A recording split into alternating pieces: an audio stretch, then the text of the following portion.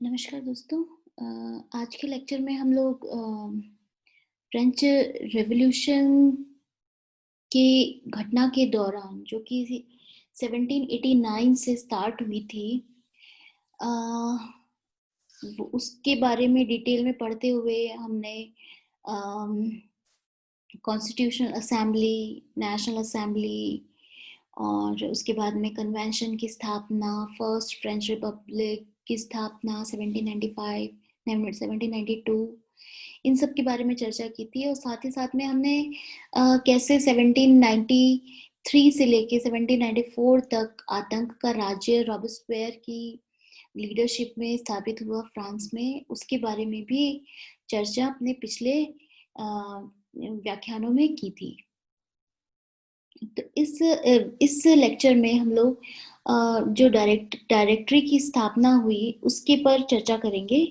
और उससे पहले मैं आपको जो घटनाएं हुई थी और जिसके बारे में हम लोग डिस्कस कर चुके हैं अपने प्रीवियस लेक्चर में, उन पर उनको एक बार फिर से रिमाइंड करवा देना चाहती हूँ कि हम लोगों ने आतंक का राज्य पढ़ा था और आतंक के राज्य में रॉबेस्पियर ने किस तरीके से बहुत सारे लोगों को, जो भी उसके अपोनेंट थे, विरोधी थे, उनको गिलोटिन करवा दिया था, मरवा दिया था, ताकि कोई भी उसके विरुद्ध आवाज नहीं उठा सके।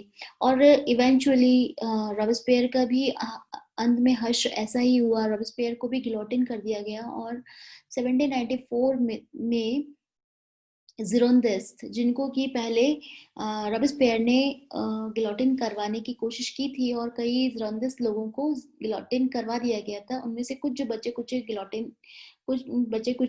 जो जिरोंदिस्ट थे, उन लोगों के पास में फिर से सत्ता, जैसे रॉबेस्पियर को गिलोटिन करवाया गया है, यानी कि उसको मरवा दिया गया, उसके बाद में सत्ता, यानी कि सत्ता पर वो हावी हो गए। जिरोंदिस्ट जो थे वो सत्ता पर हावी हो गए। और इस समय जो फ्रांस की स्थिति है वो बहुत ज़्यादा खराब थी, क्योंकि एक तरफ वो बाहरी युद्ध जिनमें ऑस्ट्रिया, प्रशा, इन सब से वो युद्ध लड़ रहा था, और दूसरी तरफ फ्रांस के जो इंटरनल जो उसके इश्यूज थे, जनता खुश नहीं थी, जिस तरीके से लोगों को मरवाया गया था, आतंक का राज्य स्थापित किया गया था, उससे जनता बहुत ज़्यादा खुश नहीं थी। इसलिए इंटरनली भी एक कियोस स्थापित हो गया था। और जैसे ही रॉबेस्पियर को मरवाया गया, उसके बाद में जैकोबिन्स, जो कि पहले नेशनल कन्वेंशन पर हावी थे, उसको उनको उनको भी मरवा दिया गया। और इस तरीके से एक रक्तपात का दौर चलता ही रहा। जिरोंदिस्ट के हावी होने के बावजूद भी, सत्ता पर हावी होने के बावजूद भी, जैकोबिन क्लब को बंद करवा दिया गया, उसे बैन करवा दिया गया। और जो भी लोग जैकोबिन से जुड़े हुए थे, रॉबेस्पियर से कहीं जुड़े हुए थे, उन सबको जिरोदिन जो थे, उन्होंने एक मतलब बदला लेते हुए उनको भी खत्म कर दिया गया। और ये जो जिरोंदिस्ट ने ये जो कार्य किया, उसको व्हाइट टेरर के नाम से जाना जाता है, जिसमें कि जो भी लोग जैकोबिन क्लब से जुड़े हुए थे या फिर रॉबेस्पियर महाराज से जुड़े हुए लोग थे, उनको मौत के घाट उतार दिया गया। इसी तरीके से 1794 में तक जो लोग थे, 1794 के बाद में लोगों ने फिर से अपने जो ट्रेडिशनल पैटर्न है उसके पर धीरे धीरे आने लगे थे। और सरकार ने भी एक लॉ पास करके जो धर्म को स्वीकार करने की जो स्वतंत्रता है, उस पर थोड़ा सा ढिलाई बरती थी, क्योंकि मैंने आपको पहले पिछले लेक्चर में बताया था कि जो चर्च है, प्रीस्ट हैं, उन सबको भी सजाएं दी सुनाई गई थी, और कई प्रीस्ट और चर्च भाग गए थे, और सरकार ने एक तरीके से रीजन को ज्यादा महत्ता दी बजाय के धर्म के। और जनता धर्म से जुड़ी हुई थी, जनता की भावनाओं को समझते हुए एक बार फिर से धर्म को अपनाने की स्वतंत्रता दी गई। लेकिन जो धर्म का जो मामले हैं वो व्यक्तिगत मामले ही होंगे। इसको ओपनली आप इन रिलीजियस साइंस को आप ओपनली मतलब डिस्प्ले नहीं कर सकते हैं, वो अभी भी एक तरीके से प्रोहिबिटेड ही था। और जैसे ही थोड़ी-सी धर्म में ढिलाई बरती गई, धर्म की मान्यता में, लोगों ने धर्म ने चर्च की जो प्रार्थनाएँ होती हैं, उनको अटेंड करने में एक बहुत बड़ा उत्साह अ, ज़ाहिर किया और फाइनली 1795 तक आते-आते सारे जो प्रीस्ट थे, जितने पादरी थे, उनके लिए ये कंपल्सरी हो गया था कि उनको रिपब्लिक रिपब्लिक है, उसकी शपथ लेनी होती थी। इसी तरीके से मैंने आपको बताया था कि फ्रांस के युद्ध चल रहे थे एक्सटर्नल पावर्स के साथ में, शक्तियों के साथ में। तो जो आर्मी है उसकी भी अपनी आवश्यकताएं थी, उन्हें नई और चीज़ों की ज़रूरत थी, कपड़े, खाने, इन सब की ज़रूरत थी, लेकिन ये सब बहुत ही मुश्किल हो रहा था। साथ ही साथ में जो जो पेरिस है, जो कि क्रांति का एक प्रमुख गढ़ था, वहाँ पे भी वस्तुओं की कमी होती जा रही थी। इस कारण से एक अक्टूबर 17 अ अप्रैल 1795 में बहुत सारी औरतों ने मिलकर के कन्वेंशन की तरफ कूच किया, जिसमें इस कन्वेंशन ताकि वो इस कन्वेंशन से डिमांड की कि आप हमको रोटी दें। और लेकिन कन्वेंशन के जो लोग हैं उन्होंने महिलाओं की बातों को नहीं माना, बल्कि उससे उनसे कोई सहानुभूति नहीं रखी, बल्कि उन्होंने कहा कि आप घर जाएँ। इसी तरीके से बहुत सारे लोगों ने मिलकर के वापस से लगभग 20-40 हज़ार लोगों ने मिलकर के फिर से कन्वेंशन पर धावा बोल दिया और एक डिप्टी की तो हत्या भी कर दी। लेकिन वो कन्वेंशन को ये मनाने के लिए में सफल नहीं हो पाए कि जो गरीब तबके की जो आवश्यकताएं हैं उनको पूरा किया जा सके।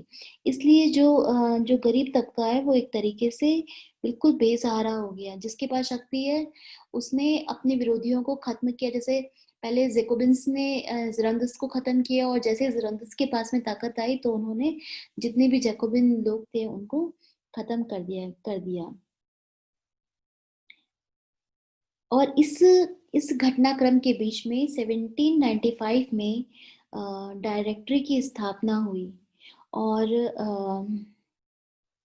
एक नया कॉन्स्टिट्यूशन क्रिएट किया गया जिसे डायरेक्टर कहा गया, जिसमें कि द्विसदनीय विधानसभा की स्थापना की गई। इस विधानसभा में पहली पहली जो पहला जो चैम्बर था उसे काउंसिल ऑफ 500 कहा गया और दूसरा जो चैम्बर था उसे काउंसिल ऑफ एल्डर्स कहा गया। और काउंसिल ऑफ 500 का जो उनके पास में पावर थी वो थी कि वो कानूनों को प्रस्तावित कर सकती है।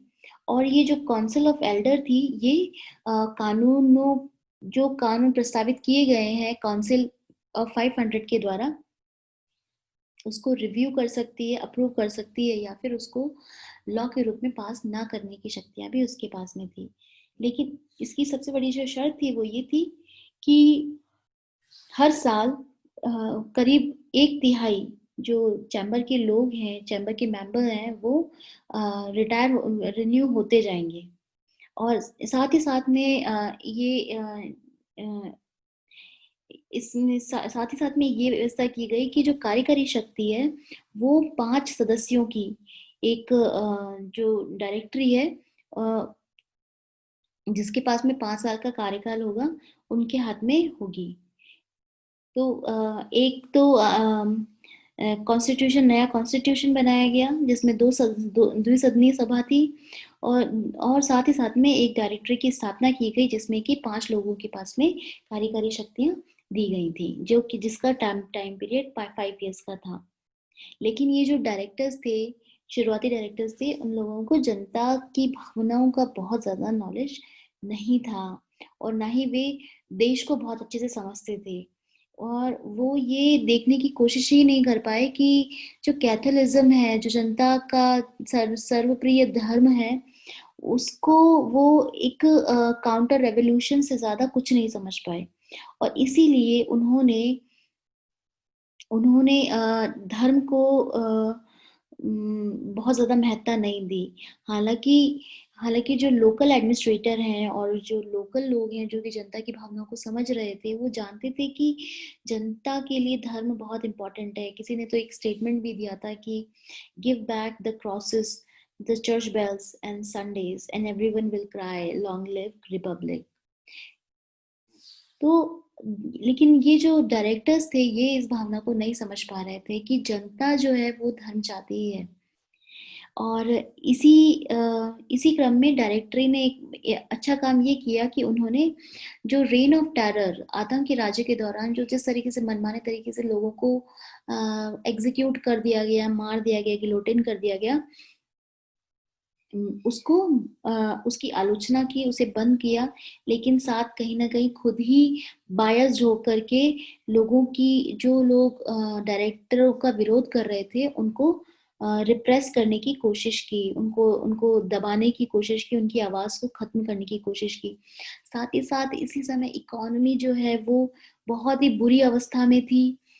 खाने के दाम बहुत ज़्यादा बढ़ गए थे। गरीब व्यक्ति, गरीब तबके के जो लोग हैं, वो महँगाई से परेशान थे। एक तरफ युद्ध चल रहा था, एक तरफ इंटरनल केओस हो रहा था। आर्थिक स्थिति बिल्कुल खराब हो गई थी। स्टेट का जो फाइनेंस है, वो बिल्कुल ख़त्म हो गया था। सरकार के पास लगभग पैसा बचा ही नहीं था, क्योंकि 1789 से लेकर के 1795 तक कोई भी एक ऐसी मजबूत सरकार नहीं आई थी, जो कि एक व्यवस्था स्थापित कर सके। और इस अव्यवस्था, अराजकता के कारण जो फाइनेंस है वो बुरी तरीके से, देश के जो फाइनेंशियल कंडीशन बुरी तरीके से चरमरा गई थी।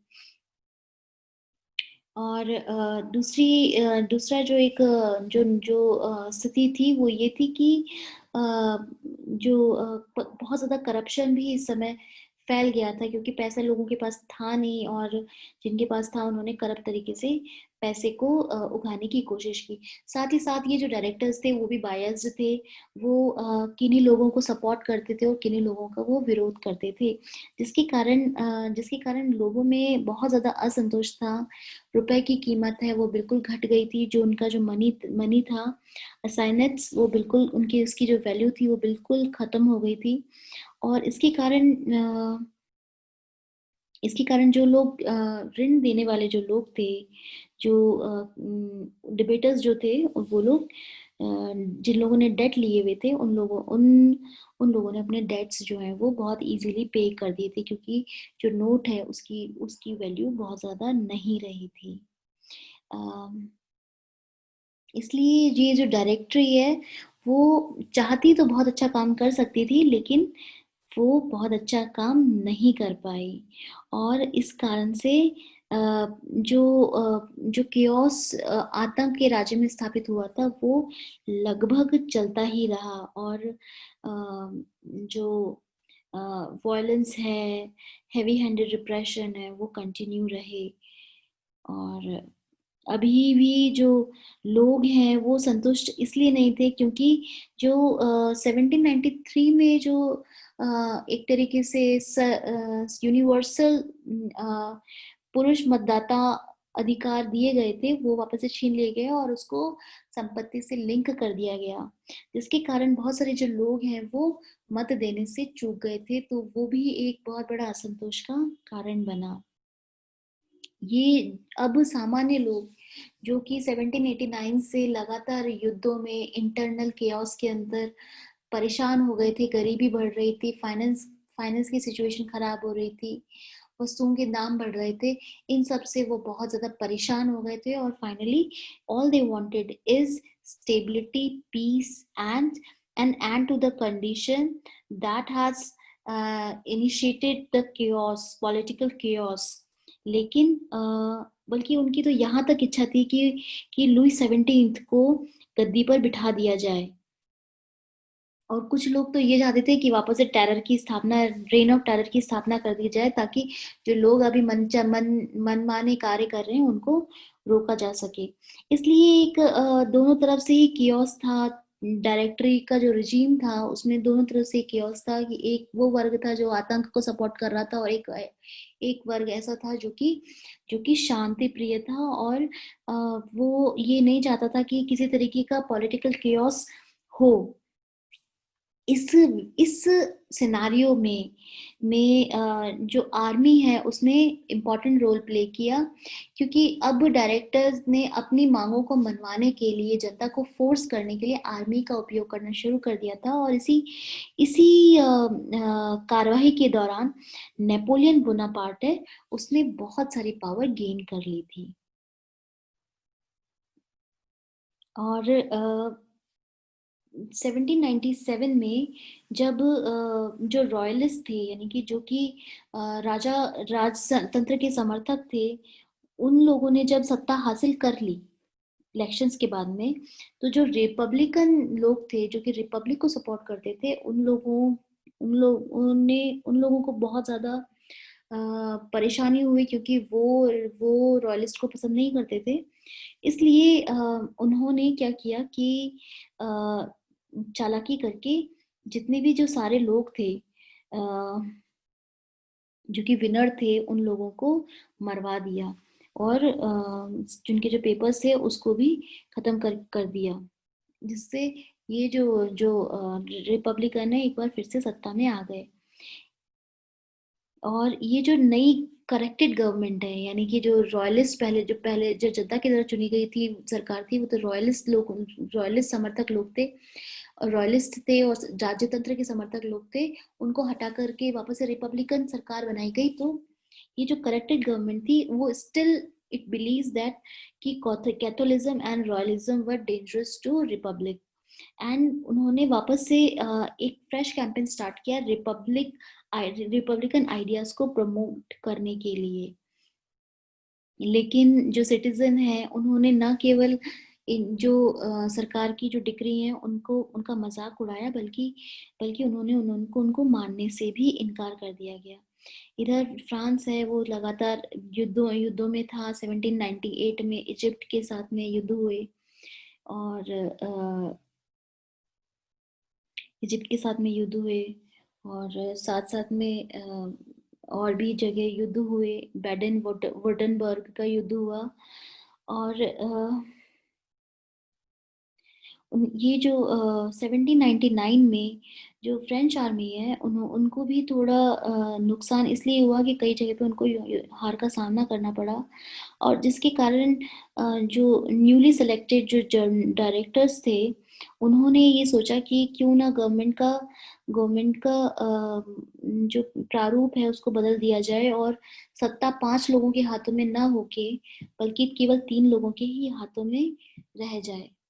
और जैसे डायरेक्टरी के टाइम में 5 लोगों के हाथों में एग्जीक्यूटिव पावर थी, उसको उसको कंसाइज करके, उसको लिमिटेड करके 3 लोगों के हाथों में ही सत्ता सत्ता दे दी जाए। और इस तरीके से जो साइयस था, जो कि न्यूली चोजन डायरेक्टर था साइयस, उसने, और नेपोलियन बोनापार्ट है जो कि अभी अभी जस्ट फ्रांस लौटा ही था युद्धों में शामिल होकर के, उन्होंने एक षड्यंत्र रचा जो कि 1799 में हुआ। और इस षड्यंत्र के द्वारा जो 5 डायरेक्टर्स थे उनको हटा दिया गया, और उनके जगह पे 3 काउंसिल्स, जिसमें कि नेपोलियन साइयस और रॉजर ड्यूकस, ये लोग शामिल थे। ये 3 कॉन्सिल्स बनाए गए, उस तरीके से कॉन्सुलेट की स्थापना हो गई। और इस तरीके से धीरे धीरे जो नेपोलियन बोनापार्ट है, वो बहुत ही इम्पोर्टेंट व्यक्ति बन के उभरने लगा फ्रांस की राजनीति में। आज के लिए इतना ही। आगे हम और इसके बारे में डिटेल में पढ़ेंगे। तब तक के लिए धन्यवाद।